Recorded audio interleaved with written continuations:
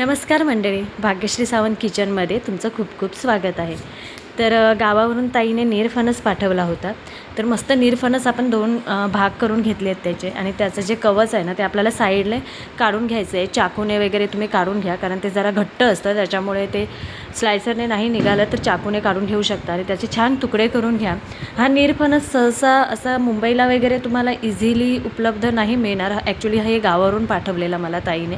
कुठे मिळतो ह्याची कल्पना मलाही नाही, पण खूप टेस्टी लागतो हा. ॲक्च्युली मस्त सॉफ्ट, बटाटी करतो तसंच आपल्याला हे करायचं आहे. मी भजी आणि त्याचे कापा काढणार आहेत.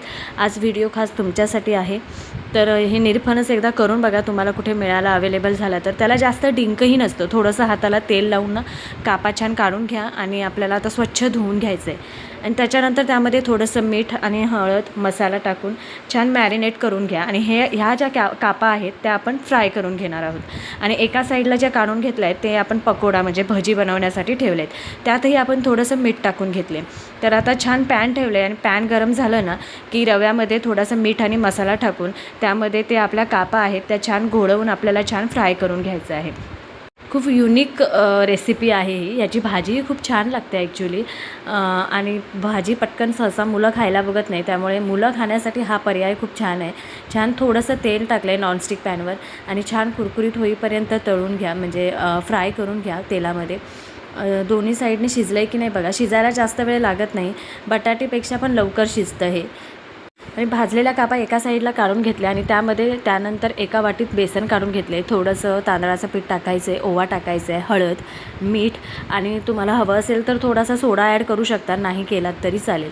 आणि थोडीशी कोथिंबीर टाकून छान एकजीव करून घ्या मस्त आपलं बेसन. ही कन्सिस्टन्सी मी तुम्हाला दाखवली आहे त्याप्रमाणे ती करून घ्या आणि आतमध्ये घोळवून आपल्याला छान भजी काढून घ्यायची आहे तेलामध्ये. जशी आपण बटाट्याची भजी काढतो ना तशीच. याची चव थोडी वेगळी लागते. बटाटी कशी त्याची चव ही थोडी वेगळी असते, म्हणजे बटाट्यापेक्षा थोडी वेगळी चव आहे आणि खूप टेस्टी लागतं ॲक्च्युली. हा खूप सॉफ्ट आणि जास्त ऑइली होत नाही. तर एकदा नक्की ट्राय करून बघा. जर तुम्ही घरी कधी आणलात निरफणस कुठे मिळाला तर नक्की आणा आणि हे नक्की ट्राय करा. जास्त मेहनतीचं काम नाही आहे. मोठा फणस साफ करायला वगैरे खूप वेळ लागतो, पण हा छोटा फणस आहे निरफणस, तो काही जास्त वेळ लागत नाही साफ करायला.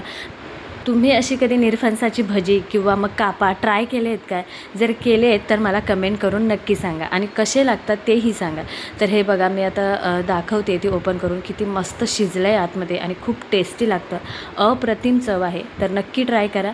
कशी झाली आहे कमेंट करून नक्की सांगा.